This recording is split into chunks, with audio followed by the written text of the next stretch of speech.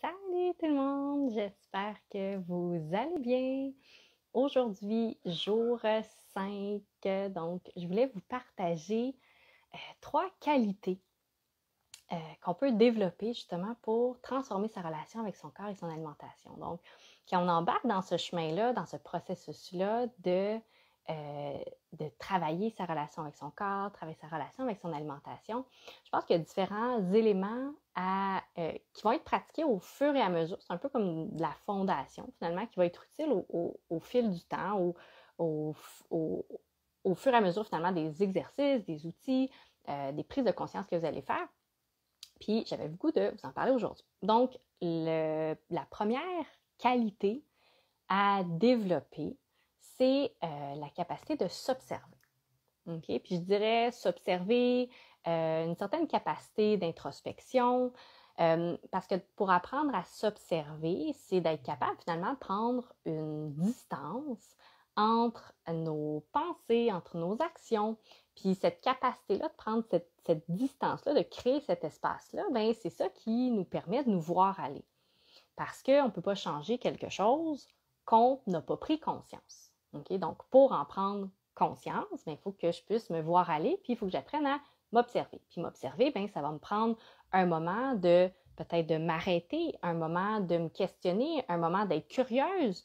Je vous donne un exemple. Après un repas, vous avez trop mangé, vous vous sentez trop plein, vous ne vous sentez pas bien, bien, peut-être vous arrêtez un petit moment puis observez qu'est-ce qui s'est passé. Est-ce que vous étiez complètement déconnecté pendant que vous étiez en train de manger, donc vous avez mangé de façon automatique. Fait qu'au final, vous étiez complètement déconnecté avec votre signal de satiété, vous n'avez pas senti, vous avez trop mangé. C'est possible. Fait que c'est de prendre ce pas-là de recul, de s'observer. Puis un des outils, moi, j'en ai parlé cette semaine, un des outils que j'aime beaucoup, c'est tout ce qui est la pleine conscience. Donc, ça peut être des outils dans le pratico-pratique, comme ça peut être de la méditation. Okay? Donc, il y a plusieurs façons comment je peux dire, de mettre en pratique la pleine conscience. Ça peut être autant aussi simple que de faire cette auto-observation-là de soi, que ça peut être de faire, par exemple, des méditations sur différentes thématiques pour finalement se voir aller. Okay? Fait que je pense que la première qualité que je partage, l'observation, cette capacité-là de prendre cet espace-là entre nos pensées, entre nos actions, de s'observer, je pense que c'est hyper important. Parce que je pense que vous commencez peut-être à le percevoir, peut-être que vous l'avez déjà vu. Hey, salut Sonia, contente que tu sois là aujourd'hui. Mais cette qualité, cette façon-là, finalement, d'être capable de s'observer, en fait, je vais continuer mon idée, c'est l'aliment. Je pense que vous voyez que c'est beaucoup plus que bouger plus, manger moins. Okay? Je pense que là, on s'en va à un niveau un peu plus, on est plus dans l'être humain, dans qui on est. C'est beaucoup plus que de se faire dire quoi manger, puis les portions qu'il faut puis qu'il ne faut pas, ce qu'on doit pas. Okay? Je pense que vous commencez à voir que mon message est beaucoup plus grand que ça, beaucoup plus large. On est dans une perspective beaucoup plus grande qui englobe beaucoup plus de choses. Okay? Puis cette capacité-là, puis ça se développe, hein, je veux dire, apprendre à s'observer, ça demande comme n'importe quoi, c'est de la pratique, OK? Puis je pense que la première pratique à faire, c'est de prendre ces moments-là pour s'arrêter, prendre ces moments-là pour être conscient, prendre ces moments-là pour être dans le moment présent. Puis ça peut se faire avant un repas, ça peut se faire après un repas, ça peut se faire avant de se coucher, ça peut se faire... Il n'y a pas de bon moment ou de mauvais moment, mais de s'arrêter puis d'observer qu'est-ce qui est là pour nous. Puis ça peut être d'observer autant, là, je donnais l'exemple au niveau de la satiété, comment on se sent après un repas, autant que ça peut être avant un repas, comment je me sens au niveau de ma faim. J'ai-tu une petite faim, une moyenne faim, une grande faim? Est-ce que c'est une faim physiologique que je m'en vais répondre? Est-ce que c'est une faim émotionnelle? Qu'est-ce qui est là pour moi? Est-ce que c'est un état émotionnel que je peux aller observer à tout moment de la journée? Donc, il y a plusieurs chemins, si je peux dire, pour pratiquer cette qualité-là de s'observer, OK? Mais je pense que c'est de le faire. Donc, commencer demain, aujourd'hui, tantôt, là, OK? Même pas demain, tantôt. Là, même maintenant, vous pourriez aller observer qu'est-ce qui est là pour vous. Des fois, simplement de s'arrêter, de fermer les yeux puis d'observer c'est quoi votre état en ce moment. Vous vous sentez comment? Est-ce que vous êtes dans une gamme d'émotions plus agréables, dans une gamme d'émotions plus désagréables? Même si vous n'êtes pas capable de nommer exactement qu'est-ce qui se passe à l'intérieur de vous, déjà là, c'est d'aller connecter, puis déjà là, c'est d'aller se pratiquer. Souvent, un exemple que je vais donner, c'est avec le vin, la capacité de devenir meilleur, si je peux dire, à goûter les différentes saveurs du vin. Okay? Donc, je donne l'exemple, si vous êtes vraiment, bon, je vais peut-être un petit peu exagérer, vous êtes comme moi, vous êtes très nul, vous êtes capable de savoir c'est quoi un vin blanc, c'est quoi un vin rouge, mais ça s'arrête là, bien, de vous pratiquer à goûter, à regarder les couleurs, à vous pratiquer. Vous allez suivre un cours, par exemple, à la SAQ pour aller trouver c'est quoi les différents, découvrir c'est quoi les différents cépages, les différentes textures, les différentes saveurs qu'il y a dans un vin. Puis plus vous allez vous pratiquer, sans vouloir nécessairement devenir un professionnel là-dedans, là, mais juste pour votre plaisir, par exemple, bien, vous allez devenir, vos papilles vont devenir plus affûtés, vos papilles vont être capables de déceler les détails puis la finesse qu'il y a dans les différents vins. Puis vous, à la fin, peut-être que vous allez être capable d'avoir 5 vins rouges différents, puis vous allez être capable de déceler chacune des subtilités que ces vins rouges-là ont. Mais c'est la même chose avec le corps. Donc, plus on rentre en contact, plus on va goûter finalement notre monde intérieur, plus on va à l'intérieur de soi, bien, plus on va être capable d'aller déceler les subtilités, d'aller déceler le langage de notre corps. Mais ça, comme n'importe quoi, ça demande de la pratique, ça demande de l'essayer, puis ça demande d'y aller un pas à la fois. Donc ça, c'était la première qualité que je voulais vous partager aujourd'hui. La deuxième qualité, c'est la non-attente. OK? Donc, oui, l'objectif, quand on veut renouer avec sa relation, avec son corps, avec son alimentation, oui, c'est d'apprendre à s'aimer, oui, c'est d'apprendre à connecter avec ses signaux de faim, d'apprendre, d'être capable de les écouter, les signaux de satiété, etc., etc. Oui, par contre, de se fermer aux résultats qu'on peut avoir, c'est de se bloquer des possibilités de choses qu'on verra peut-être pas qui vont arriver. Ce que je veux dire, c'est que si on se met des œillères sur un résultat précis qu'on veut atteindre, peut-être qu'on va l'atteindre ce résultat-là ou pas. Mais ce qu'il y a alentour, ben, si on a nos œillères, on ne le verra pas. Okay? Puis c'est ça qui est beau, je trouve, avec ce processus-là, c'est quand on est dans cette ouverture-là, quand on est dans cette non-attente-là, bien, on a beaucoup plus de prise de conscience parce qu'on voit des choses qu'on n'aurait pas vues si on était complètement fermé à une possibilité puis à un résultat précis. OK? Fait que ça, c'est vraiment une qualité qui nous amène finalement à ouvrir les possibilités, puis ça amène des belles surprises. OK? Ça, c'est quelque chose que je vois souvent avec mes clientes. Quand on sort des attentes, bien, il y a des choses qu'on prend conscience que si on avait vraiment trop mis le focus de ça doit se passer comme ça, parce que pour chaque personne, ça va se passer différemment, bien, le fait d'ouvrir nos œillères, bien, ça nous donne d'autres possibilités.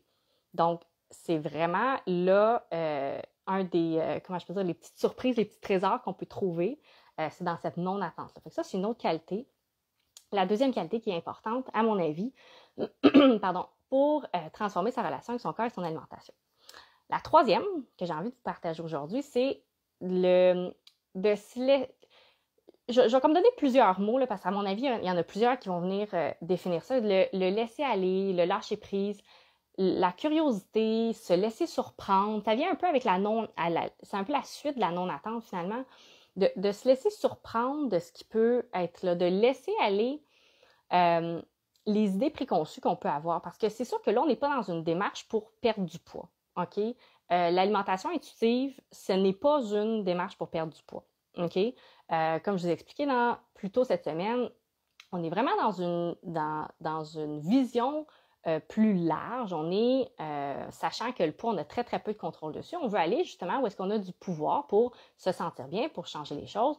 Là, on parle juste au niveau individuel. Évidemment, il y a un niveau aussi, il y a une partie qu'on a un pouvoir, puis évidemment, il y a une partie aussi sociétale, culturelle, qui prend qui a un autre morceau finalement de notre santé. Si on pourra en reparler dans une autre vidéo, mais ce que je veux amener, c'est qu'on a ce pouvoir-là sur certains éléments, puis c'est là-dessus qu'on va mettre notre énergie, mais ce qu'on fait, c'est pas une démarche pour perdre du poids. Fait que c'est pas tout ce que je fais, c'est pour perdre 1 livre, 2 livres, 3 livres, 4 livres, whatever combien de livres par semaine, puis je dois compter, mesurer, puis avec une série de règles, puis une série de d'attente puis de restrictions, privations, de contrôle qu'il y a par rapport à l'alimentation.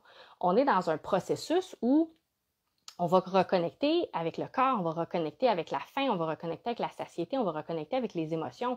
Puis ça se passe dans un autant qu'on est dans le très concret, quand on pratique les exercices, autant on est dans un côté aussi plus subtil d'aller apprendre à déceler c'est quoi le langage de notre corps, d'aller apprendre à entendre les subtilités.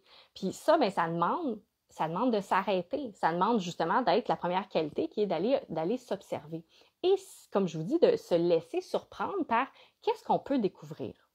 Parce que je vous donne un exemple, je fais certains exercices avec des clients, des exercices de pleine conscience, puis on se rend compte que quand on rentre en contact avec une émotion particulière, bien là, tout d'un coup, on se rend compte qu'ils ont des sensations de faim. Mais qu'à ce moment-là, on s'entend, on est dans le cadre d'un exercice, ils viennent de manger, il n'y a aucun lien avec avoir faim physiologiquement, mais il y a des sensations qui s'apparentent à la faim, des sensations physiques, parce qu'on est en lien finalement avec une émotion. Fait que déjà ça, c'est une prise de conscience immense de voir que peut-être que parce qu'il y a une émotion qui est vécue, il y a une sensation qu'on croit que c'est la faim, puis finalement qu'on mélange. Okay? Fait que ça, c'est quelque chose que je vois relativement souvent dans mes consultations, dans des exercices que je vais faire avec mes clientes, que les sensations, évidemment, peuvent être mélangées. Parce qu'on s'entend tout ce qui est la faim, la satiété, les émotions, c'est comme pas mal ça se passe pas mal toutes dans la même place dans notre corps. OK? C'est pas mal. Généralement, je dirais les émotions, c'est comme entre la tête et le ventre. Là. Généralement, ça se passe dans cet espace-là. Je veux dire, on peut sentir une mâchoire qui est, par exemple, qui est plus crispée, on peut avoir de la chaleur au niveau des joues, on peut avoir une boule au niveau de la gorge, une pression au niveau de la poitrine, un estomac noué, etc. Il y a différentes sensations qu'on peut ressentir au niveau émotionnel. Généralement, c'est souvent plus dans cette sphère-là de notre corps qu'on va le sentir. Mais la faim aussi, c'est à peu près dans ces sphères-là aussi qu'on peut le sentir. Donc, des fois, on peut venir mélanger certaines sensations qui sont finalement associées avec un état émotionnel et pas du tout avec une faim physiologique. OK? Fait que c'est des choses qu'on peut découvrir, justement. Quand je vous dis de se laisser surprendre, c'est des choses qu'on peut découvrir, puis de se rendre compte que, finalement, là, j'avais faim, j'étais allée manger, mais c'était pas du tout une faim physiologique, mais c'était, par exemple, la tristesse qui était présente pour moi. Fait que quand je vous dis de se laisser surprendre, c'est ça, c'est de faire « wow ». Puis ça, c'est une prise de conscience qui peut avoir un grand impact. Donc, la prochaine fois qu'on a faim dans un contexte similaire, bien peut-être que ça va être un moment justement pour s'arrêter puis aller observer qu'est-ce qui est là. Est-ce que c'est réellement une faim physiologique ou il y a une faim émotionnelle qui est là? Donc, toutes ces qualités-là, évidemment, comme je vous disais, c'est quelque chose qui va se demander qui va se faire avec la pratique, qui va se faire avec le temps, mais c'est toute la beauté, si je peux dire, du processus, c'est que toutes ces qualités-là sont, oui, utiles dans ce processus-là de transformer sa relation avec son corps et son alimentation, mais aussi dans sa vie en général. Donc, c'est ça qui est génial, à mon avis, c'est toutes ces aptitudes-là, finalement, ces qualités-là qu'on développe, bien, ailleurs dans votre vie aussi, ça devient pratique d'une certaine façon. Fait que c'était ça que j'avais envie de vous partager aujourd'hui par rapport aux 3 qualités. Puis, j'avais envie d'amener un petit ajout, si vous voulez aller plus loin. J'ai un cahier que j'ai créé dans le cadre d'un programme qui est en cours en ce moment, puis que je donnais en bonus à mes clientes, mais j'ai eu envie je repars en impression. Fait que aujourd'hui ou demain, je vais passer une commande. Le cahier s'appelle c'est 30 jours pour s'observer. Donc, un cahier pratique pour justement aller observer ses pensées, ses comportements alimentaires, ses émotions. Puis j'avais envie de vous le proposer. Je me dis, tant qu'à passer une commande, ben, je peux en passer pour plus que quelques personnes. Donc, si ça vous intéresse, si vous voulez plus de détails, vous pouvez m'écrire. Je vais vous mettre une petite photo en commentaire de quoi le cahier a l'air. Donc, c'est 35 $, taxes incluses, livraison incluse. Donc, vous avez juste à m'envoyer un virement Interac à mon adresse courriel. Je vais la mettre aussi en commentaire. Donc, ça, c'est un outil parmi tant d'autres que vous pouvez utiliser justement pour noter, observer, puis pratiquer justement une de ces qualités-là, comme je vous disais, de l'observation. Fait que je vais vous mettre les détails en commentaire. Fait que c'était ça que j'avais envie de vous partager. Donc, si vous avez aimé la vidéo, je vous invite à la partager, à la commenter. Vous pouvez peut-être me commenter, c'est quoi la qualité pour vous que vous pensez que vous avez à peut-être mettre un peu plus d'emphase ou à peut-être que vous avez besoin d'un petit peu plus de pratique ou peut-être qu'il y a quelque chose qui vous a surpris dans ce que je vous ai partagé. Fait que n'hésitez pas si vous avez des questions, quoi que ce soit, je suis toujours disponible. Ça me fait vraiment plaisir d'y répondre, d'être là pour vous. Puis sinon, je vous souhaite un super beau week-end. Puis on va se retrouver donc lundi, même heure, pour la suite des vidéos de mon défi 200 vidéos live Facebook. Merci! Bonne journée!